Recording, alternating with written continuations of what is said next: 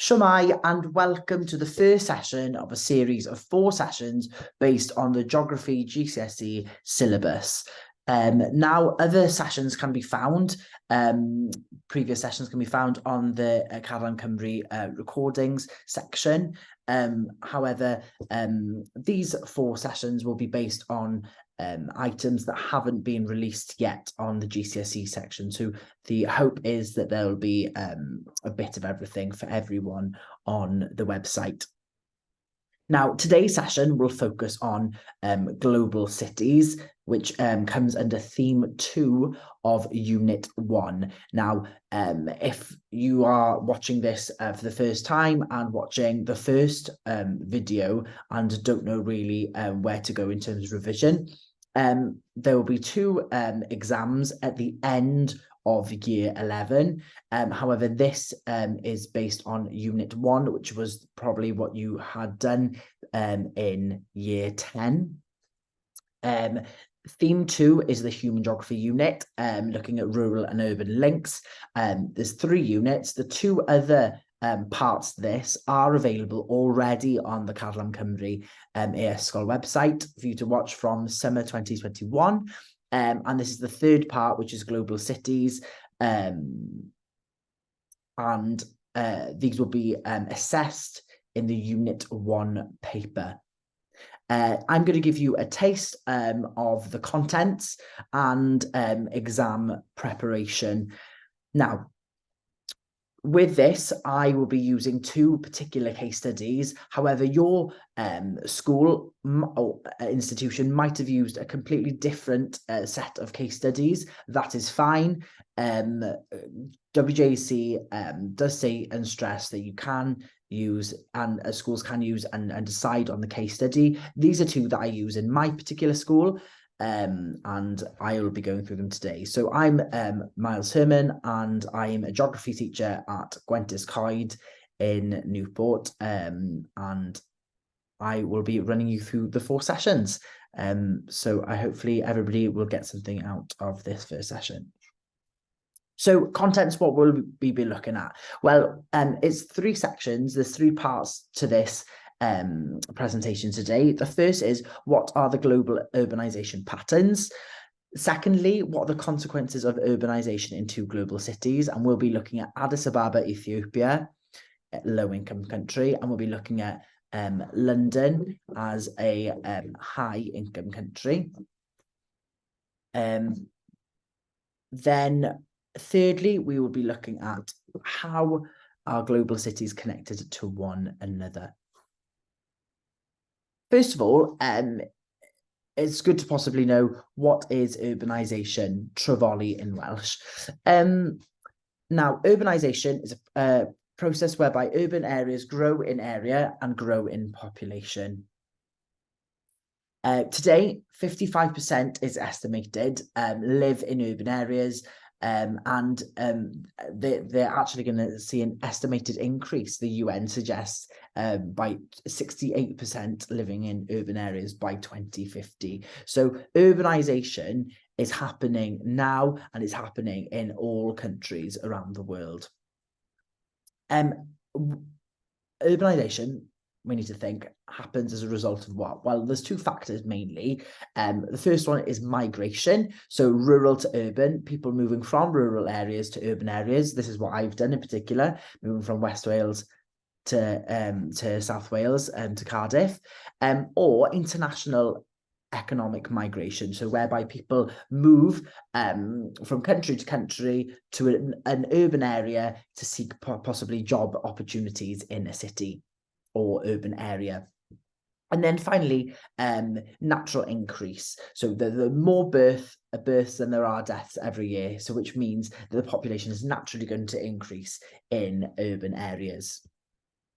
Okay, then. So we know that urbanisation is happening. We know what urbanisation is. However, it's important for us to look at urban areas. What is an urban area? What is a city, and what is a mega city? Well, some of you are probably asking in regards to cities. So all cities vary in sizes. possibly known for having a cathedral. For example, in Wales, the smallest city is St David's in southwest Wales. But cities with a population of over 10 million, they are actually classified as a megacity. So it's the population that gives them a megacity status. And in 2015, there were 28 megacities globally. Urban population is expected to rise, as we have noted, and it is expected to rise from 3.9 billion in 2014 to 6 billion in 2045. However, the greatest rise is expected to be seen in India, China, and Nigeria. So particulars in Asia. However, sub-Saharan Africa, and we can see in Nigeria, sort of goes against the trend here. However, it's not just the mega cities that are going to rise the most. It's actually the cities with a population under 500,000 that we're going to see the most amount of growth. And some of the fastest growing cities at the moment are in sub-Saharan Africa and in Asia. So in the GCSE paper that you will be sitting, it is very possible that you will have a question where you need to interpret a graph. So here is a graph of rural and urban population over time, with the population on the axis as well. So you could have two questions like this. I've just given two examples. The first one is describe the change in global urban population between 1950 and 2015 here. So it's important with this graph that you actually read the question, because we have data until 2050. So it's important that we have two sets of data. We've got urban and rural, and the question is only asking for rural. So when we have a question like this, it's really important that we pick apart the question. What's it asking for us to do? Well, it's asking us to describe. So we don't really need to give any reasons why. It said the global urban population, so we just need the urban data, and we're finishing at 2015 from 1950. So if you were to think of some sort of success criteria as to if you had this question in the exam, what you would need to do, these are some of the things that I would possibly suggest that you would think of. So trends is the first one. Is there a general pattern to be seen here? Yeah, there is a general pattern to be seen. Urban population is increasing. The use of the words like increase, decrease, maximum, minimum. So, well, the minimum amount of population, the smallest population, urban population was seen here, and then the largest was seen here. So you can use the terms minimum, maximum. You need data taken from the graph, and possibly that in a question similar to this, there might be possibly an exception to the rule, and you might want to suggest that you've seen this exception, but the sort of anomaly. So I put an example of an here. So we can see from the graph, the urban population is increasing from 1950 to 2015. We can see the minimum population was in 1950 with 800 million here, to the maximum population of 4 billion in 2015. So there we can see from the graph, so you know, and you're telling the examiner, I've taken this from the graph, the general pattern and trend, the minimum population, the maximum population, and data. So that would be awarded 3 marks. Another possible question, maybe for one that you would like to do at home, is compare the changes expected in global urban and rural populations between 2015 here and 2013 here. So this time that we need to look at the two sets of data, and we are comparing them. So what's similar, what's different? And again, using data from the two separate sets of data. What's happening to one while something else is happening to the other one. Possibly you'd like to pause the video now and give this question a go. Okay, Ted. Another question that you could get is describe the distribution of something on a map. Now, we've just looked at megacities, so you could get a question on describe the distribution of global megacities. Here is a map with the different megacities on and data of megacities. Now, it's not a great map. However, it does show different megacities on a map. So with distribution is where they are distributed, where they are essentially. And you need to think of a success criteria. If you've got a question like this, where you're just taking data from a map, would be something like this. You could speak about the continents. In what continents do we see maybe the most amount of megacities? Compass. So within those continents, are they in the north? Are they in the south? Are they in the southwest, southeast?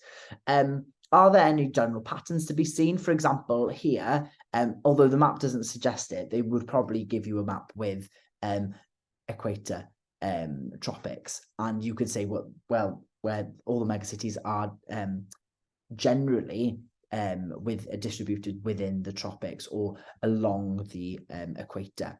And possibly they might also give you a scale, and you can use the scale accordingly. So take a ruler into the examination with you as well, just in case. Okay, you could also get some questions like these, where, again, it's nothing based on what you've learned. So you may get questions like this, nothing on base that you've learned at all, but it's more to do with the skills and numerical skills that you will have to be aware that they are going to be in the examination paper. So I've given you some examples here. You can try these at home. 2 sets of data. I'll move this here, my face. So we can see here, calculate the change in overall population in New York in 1950 to New York in 2010, the change in overall population from Tokyo to 1950 to 2010, the overall population of megacities in Asia, so you'd calculate these in 1950, show workings out, so you would write them all down. If it says show calculations, you are going to write everything down in the process in which you've done it. The mean population of megacities in Asia, and the mean population megacities in Asia in 2010. So with these, it's important that we need to know our averages, mean, add them all together, and divide by the amount that we have. So if you want to give these a try at home, go ahead. Okay, what is a global city? So we've looked at what a megacity is, a city, and this unit is a global city. So what is a global city? Well, every city has a regional influence. So, for example, Cardiff has a regional influence in the south and the southeast. They work with the area that surrounds them. For example, they sort of have daily commuters that come to work every day, possibly, that they provide special services. They maybe have a hospital, Heath in Cardiff, for example. They have universities. They sort of action as a transport hub, that maybe they have a really good rail network, or they have some sort of regional airport. So that's just generally a city. However, with global cities, these will have a lot more influence, and they will interact with a lot more places and other cities on a global scale. So the Globalization Research Network and World Cities have identified that 300 cities have links to other parts of the world. The UK has 13 global cities. London is in first place, with Manchester is at 78th, and Cardiff 248th. So with global cities, there are sort of other reasons and factors why they are a global city. So it can be migration and culture, that a lot of people are drawn to move there, and there's a complete variation of different cultures to be seen, and other languages to be heard. Government and decision making, for example, the government might be based in this city, or that they're just important decisions are made in this area. For example, that they will place branches of a large multinational corporation in this area, for example. Trade and finance, that it's used as sort of a finance hub where money is to be made, and a sort of commerce back and forth is happening. Transport hubs, like I said before, maybe there's a rail network, there's maybe a international airport, for example, in Heathrow in London. that is a transport hub. And then ideas and information, and I put, for example, here the BBC is an example with its headquarters, well, it's several headquarters around the UK, but in particular the one in London. But it also has hubs all around the world as well, where the news is provided to lots of people, but people work within these offices around the world. Again, with universities, spread of ideas. Cardiff University, again, works with other universities in creating research, and it is a sort of idea of the sort of spreading of information and resources and ideas. Okay, so possible example and a practice view here, a question that was actually given on this year's exam paper. Give one reason why some cities are becoming global cities. So with this, you can give it a try at home. I'm just sort of giving you an idea of where the 2 marks would go, because it's only asked for one reason. And sometimes questions will say 1 reason, 2 marks. And you're thinking, how can I get 2 marks when it's only asking me for 1 reason? Because I've maybe learned 4 or 5 and I want to give them all to you.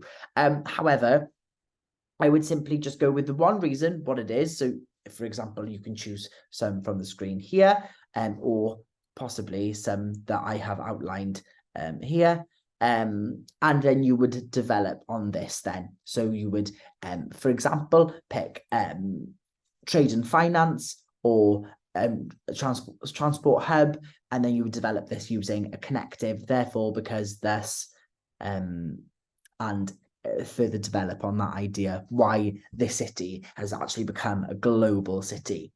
And so what this answer really needs to focus on is the fact that it is connected to a lot of places over the world. Okay, then the next part that we're going to look at, this is the second part of the video today, which is our first case study. Now, these, as I said, are 2 examples that I use within my school, but they're not necessarily the same examples that you've used in your school. That is completely fine. Use your examples if you're most comfortable with them. If not, these are here for you to learn as well. It's important to know that you have to study 2 city examples, 1 in a low-income country or middle-income country, and 1 in a high-income country. So the 2 that we'll be looking at today is Addis Ababa in Ethiopia, which is a low-income country, and London in the UK, which is a high-income country. So let's look at Addis Ababa. It's the capital city of Ethiopia. Obviously Ethiopia in sub-Saharan Africa.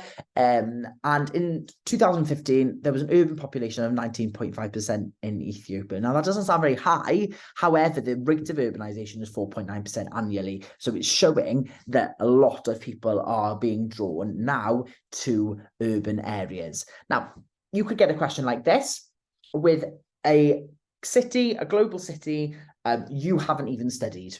Okay, so it could be Mexico City, for example, and that they're going to put that, WJC will put that in the exam, and you're thinking, well, I haven't learned Mexico City. I've learned Addis Ababa. Well, it's the skill. So they could give you a map like this of Ethiopia or Mexico City or wherever across the world, and they could ask you a question like this, and they probably will ask you a question like this in the paper. It might not be on this possible unit, but it will be a question like this. Describe the location of Addis Ababa. So with this, you want to think, what is my success criteria? When I see a question like this, what do I do? Well, it depends on the map largely that you'll be given. However, you can use things like the compass. So where is it? Well, I would say here it's central Ethiopia. Any local cities and distance from other countries. So you could say what cities that are local to it. Are they the north, the south, the west, the east? You use the scale if they have a scale. And anything else that's relevant, like here, you've got the lakes, you've got the national parks, the Gulf of Aden. There's lots of different things that you could use in order to get the 3 marks for this question. Okay, so what are the reasons of the rising population in Addis Ababa, and what are the consequences? Well, as you can see here, I'll move my face for you there. The two reasons mainly that there's such a rise in Addis Ababa is natural increase, as we've discussed this before. The birth rate and life expectancy is increasing in Addis Ababa. People are living longer. This is due to better healthcare generally. Reason two, then, migration, urbanization is happening. People are getting pulled to urban areas, and we'll discuss this now at some length. So push and pull factors. So push factors, what's sort of pushing them out of the rural areas? Well, rural poverty and rural unemployment is largely one.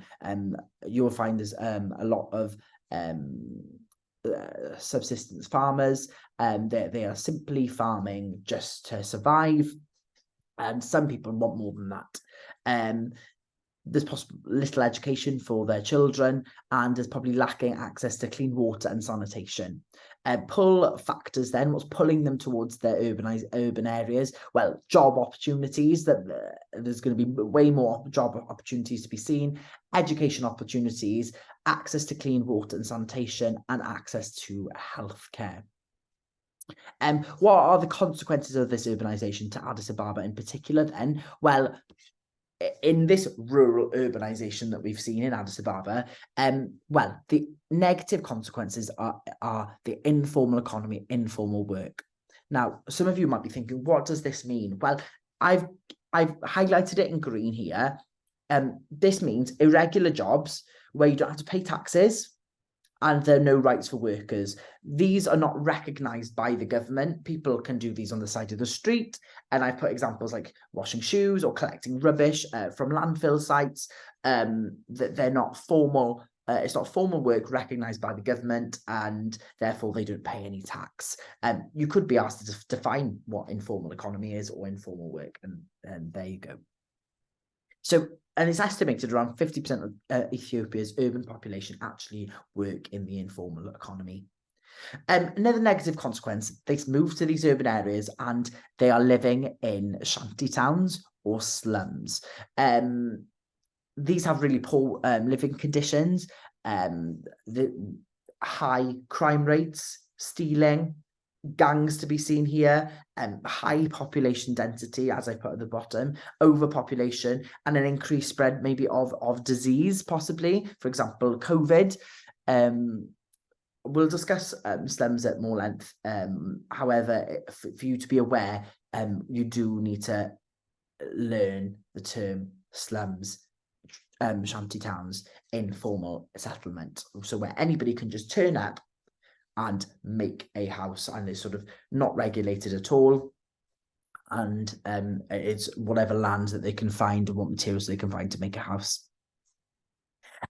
So positive consequences of urbanisation, there are jobs available and people can earn an income. Healthcare, they can access better healthcare. There are non-governmental organisations that are strictly run by the government that also help provide better access to this healthcare. And children can receive an education. There are little barriers now in order to get to school, because there's a lot of local distance in terms of travelling to school, which it wasn't as bad as possibly before in rural areas. So what are the challenges facing Addis Ababa? Now, you could have the same question with what are the challenges facing, insert a name of global city in low-income country. Now, you could have a picture like this, and you could get a possible question like I suggested here. Suggest one problem with living in a settlement like this using evidence from the photograph. So this could be 2 or 3 marks. You would need to take things from the photograph. So the photograph would suggest, or the photograph would imply, through looking at the photograph, tell the examiner, I've taken this piece of evidence from the picture, and this is how I'm going to say this is a problem. And obviously you would develop it using a connective. So here you could discuss things such as the high population density, the poor materials built, possible lack of healthcare. However, you can't see that in the picture. So things like healthcare, gangs, for example, you can't actually see those in the picture. But if you can say something from the picture and then develop it by saying this could lead to, for example, you could say, well, the high population density. You can see that. and then you could say, well, this would lead to possible fast spread of disease. Well, you've not seen fast spread of disease in the picture. However, you've used the picture to say the high population density and then elaborated. So if you'd like to try this at home, you can give this question a go. Okay, so problems in particular to Addis Ababa. One of the most important issues for residents is finding affordable housing to live in, because there aren't affordable houses to live in. There's 630,000 homes in Addis Ababa, and 385,000 of these are rented. Rent prices have increased significantly, and therefore people have had to live in smaller homes further away from the city centre. Authorities are working with authorities and the government are trying to sort of work together to upgrade the slums. And as we can see in the picture here, I'll discuss this at length in a second. So over 1 million people have registered for the government's housing scheme. It's called 1090. And it's supposed to target the poorest people that live in Addis Ababa. So they have some sort of home to live in.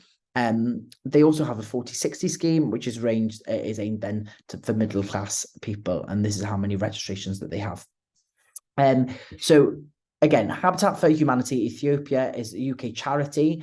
They believe that everyone should have somewhere safe and clean to live, and they sort of built homes in 11 communities in Addis Ababa, and they sort of work with the families in order to help them build their own homes as well.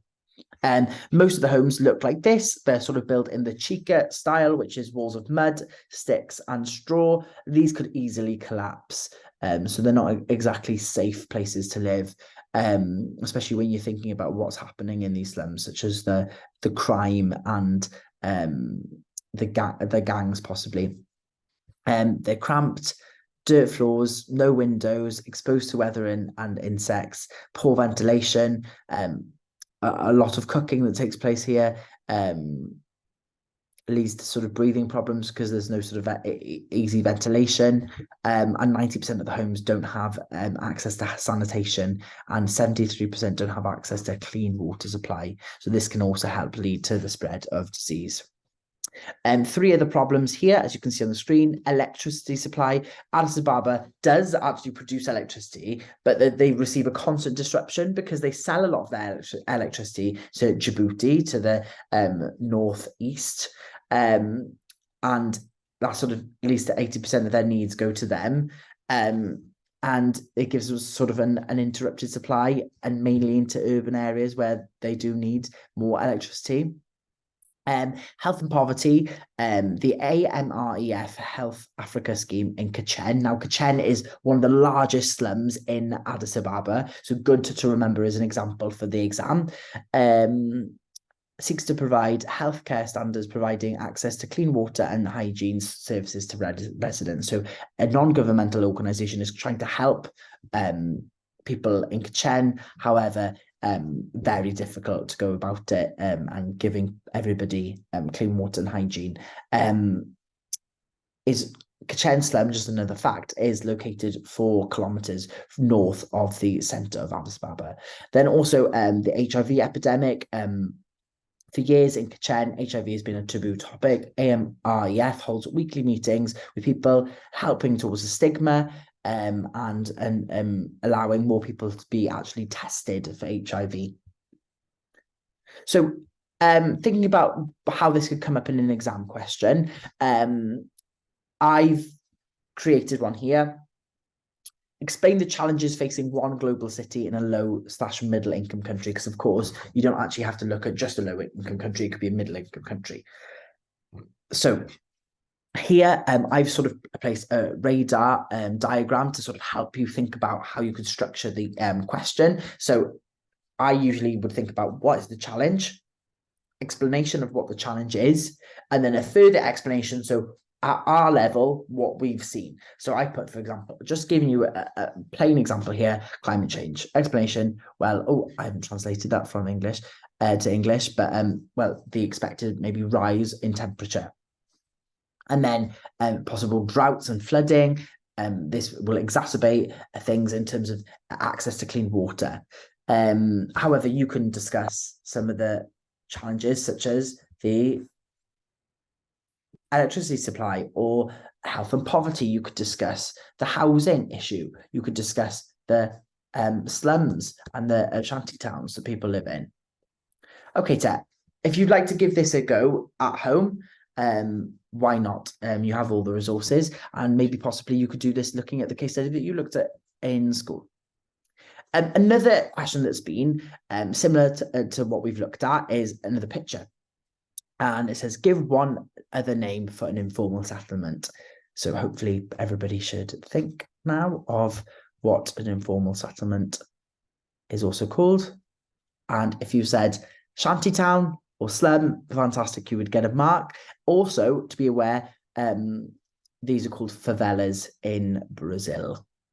The second question then says, use photograph 2.3 to suggest two problems that are likely to occur in this informal settlement. So with a question like this, use the image. If it says use photograph or use map for evidence or use something for evidence, it really suggests that you should use the resource to help you to give you extra marks. For example, with this particular question, you couldn't get over 4 marks if you hadn't used the source. So if you'd written an excellent answer on problems that happen in slums, informal settlements, you wouldn't actually be able to access more than 4 marks because you hadn't used the picture to help you guide you through the question. So it's integral that you read the question properly. Well, one, we need to use the image. We need to suggest 2 problems that would likely to occur. So we need to take 2 things out the picture that we can say that could happen, and then we need to develop on them. So I've given an example here of a response that you could give. So I can see in the picture railway rather, moving through the slums, which are very close to the people's houses and obviously cause safety problems and can mean possible injuries. The picture shows houses with a high population density. This can mean that the diseases will spread quickly as a result of this high density. As a result of the disease spreading, it can mean a high death rate and a high infant mortality rate in the area. So an example there of how you can just take one thing out of the image and develop on it. There are so many other factors on so many other problems that you could take out of that image, and possibly you'd like to give this a try at home. So the next case study then we'll be looking at is a city in a high income country, HIC, which is London in the United Kingdom. So in 2015, 82% of the UK population lived in towns and cities, and London is the capital of the UK. It's got a population of around 8.9 million, the largest city in Europe and the 6th richest in the world. London's annual growth rate is 1.2%. Now, a question for you to try now. We've practiced this with Addis Ababa and I gave you success criteria, but if you'd like to try this one at home now, describe the location of London, 3 marks. Hopefully everybody has given that a try. Things we could have spoken about here is where in London is it? Well, what country? Because we've got several countries here. You could say that London is in the United Kingdom, in England. Where is it in England? Well, it is in the south east of the country. And you could use the scale then, and you could say how many miles away it is from another city. So you could say that it is some 60 miles away from Canterbury, towards the south east of Canterbury. Okay, so urbanisation to London, similar to what we looked at before, sort of consequences of why people are moving there. Largely what we see in London is not rural urban population. So people moving to rural areas and going from rural areas to urban areas. However, this is more economic migration that we can see in London, where people are moving from other countries to London. However, some cases, people are moving from rural areas. So rural areas do not provide as good social life or entertainment. An element of community can be too much for some people, and services may be scarce in rural areas, such as GP. Pull factors then, what's pulling them in? Diverse and competitive job opportunities, it generally is more diverse as well. That might suit some people. More interesting city life, as I've mentioned before, in terms of social life and entertainment, and educational opportunities as well. Effects then. What is the effect? Positive and negative. Well, positive, there's a high homelessness rate, and there's overpopulation to be seen, and there's almost impossible rental and housing market at the minute, where people are being completely priced out of the areas in which they live. It's impossible to rent anything that is of a good price, and impossible to actually get on the housing market. I've also, if you can see here, put positive and negative the wrong way around. So obviously this would be negative and this would be positive. So positive then would be there's more ethnic diversity. There's new food shops, the new foods. There's new restaurants. Interesting cultures. For example, you would have a Polish food shop, for example. Farmers can make a good profit. So in here that people can make a good profit. I'm not sure why I've put that one down there. I think that is a mistake from translation. But what I meant here was business owners and landlords can make a good profit. That's what I remember that I put. So landlords and business owners are making good profits. More and more job opportunities here, and good opportunity for business investment. So be aware that I have made a few mistakes on this one, that you would swap the positive and negative around, and also that this is speaking about landlords and business owners. Okay, what are the reasons for the growth in London? Well, there are several reasons. Thriving economy of the capital, attractions for immigrants, people moving here, an increasing birth rate, and a falling death rate. We can see that in the graph. Again, think about a question that we could have. Describe the trends in the graph, and you would be able to describe what is happening to the population in London. Okay, so what are the challenges facing London? Well, these are the three main challenges. I haven't gone through these in depth like I did with Addis Ababa, because maybe these are more obvious to you. So poverty being one, deprivation being another one. That some areas are more deprived than others, and homelessness in London also is another one. Sorry, problem with the translation here. We can see this in the graph with children living in low-income households is significantly higher in inner London and outer London than any other part of the United Kingdom. So, in terms of exam practice and a possible question that you could receive, this came up in the 2018 paper. Now, with the two papers that you'll sit, Unit 1 and Unit 2, you will definitely get a question like this with sources, and you will need to cite the source. So, for example, here we've got a slum in India, and we've got homeless people in the UK in two pictures, and then we've got a fact box that gives us more information. Now, the question is, the challenges facing all global cities in the 21st century are the same. To what extent do you agree with this statement? Make use of evidence from the photographs and the fact box. So you're also given 3 marks here for the way that you express yourself. So if it's relatively understandable and they can understand the message, you're going to get 3 marks here, and that your spelling is possibly all correct. Okay, so sentence 1, I would say generally, if you agree, disagree with the statement, and then you would go on to say why. I would do it in 2 paragraphs. So I would do 1 where you agree with this. So yes, all the challenges are the same. So, well, how can you use the pictures to say they're all the same? And then on the other hand, no, they're not the same. And I would cite each source. So you're going to say in the picture shows this, the other picture shows this, the information says this, the fact box says this. This implies. Use connectives because, however, despite thus, and then use your opinion. So in my opinion, I think that all global cities do receive similar problems. However, all problems are not the same and depend maybe on the location or level of income of the country, for example. If you'd like to give this a try at home, go ahead using the success criteria on the side here.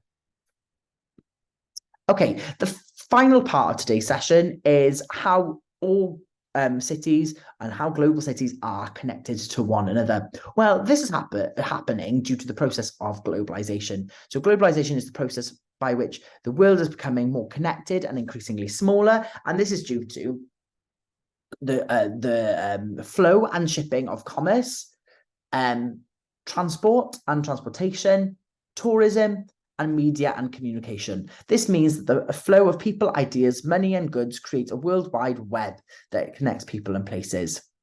So first of all, how does trade connect global cities? Well, trade has promoted globalization and increased production of goods and services because they are large companies known as multinational corporations, so transnational companies as well, with branches in a number of countries. McDonald's is a large US multinational corporation with 30,000 restaurants in 119 countries. When a foreign company invests in a country, for example, building a factory, this is called inward investment. So McDonald's is a good example of trade and establishing a multinational corporation. How does trade then connect global cities? Trade has promoted globalization, increased, oh, that was in the last slide. So more information is on the bottom here. So for most multinational corporations come from high income countries such as USA and the UK. Multinational corporations invest in newly industrialized and low income countries. Well, we know this because they're investing in these countries because it's cheaper and they can make more profit. It's actually helped create more wealth in low income countries and reduce the gap between the poorest countries and the richest countries. And the factors that attract multinational corporations are the cheap raw materials, the cheap labor, the good transport, and access to markets where the goods are sold. And sometimes they have government-friendly policies that sort of allow this investment to take place. I've also placed here the key factors that have influenced the process of globalization in terms of transport improvements, freedom of trade, such as the World Trade Organization, improvements in communication that's happened, such as internet, mobile technology, and availability of labor and skills, if you'd like to read those. Obviously, another factor is how does transport connect global cities? Well, transport hubs we've discussed already, ports and airports, international airports. In particular, how can we look at how Addis Ababa and London are connected to one another and to the rest of the world? Well, in terms of trade, exports, coffee, tea, and spices, imports, transport, machinery, fuel, they are 0.9% of the world's exports from Addis Ababa. In London, export, what do they export? Insurance, chemicals, clothing, furniture, import, engineering, computers. In terms of airport and transport, Boole International Airport is in Addis Ababa. It is, however, landlocked, so they don't have a port, so they actually depend on Djibouti for this. In London, they've got several international airports, Heathrow in particular, Gatwick, that have flights that go all over the world to other cities. So London is very well connected, and also London docks in terms of ports. Tourism, 782,000 tourists visiting recently to Addis Ababa, and new hotels are being built as a result to accommodate these new tourists. London, £29.6 million of revenue last year alone due to tourism, and expenditure on an average tourist in London is £563. Internet then, web speed in Addis Ababa is relatively slow, only about 3.5 out of 10 in terms of web speed and quality. 93%, however, do use the internet, but the government are slightly suspicious of the web and the use of the internet. In London, however, they use social media. All citizens pretty much use social media, Twitter, Snapchat, Instagram, for example.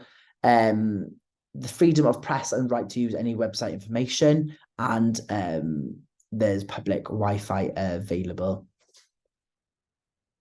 So thinking about a question now that we could have on this, it would be suggest 2 reasons how global cities are connected. So 4 marks, how in any global city is connected to one another. So you would here need to say, what's the reason? And then make the development link. So linking words, you need connectives, and you would probably need an example to make the answer even better. So I've put here trade, that's our reason.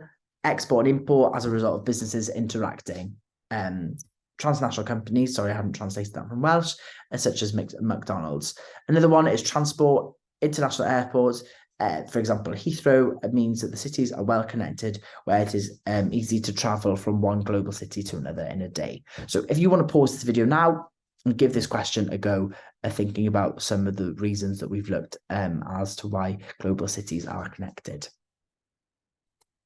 That draws us to the end of today's video. There'll be other videos based on the WJC syllabus, geography GCSE syllabus. However, if you would like to ask me any question regarding this section, please feel free to email me either on my hub email or school email below. And I look forward to seeing you at another session. Diolch yn fawr am wylio. Hwyl fawr.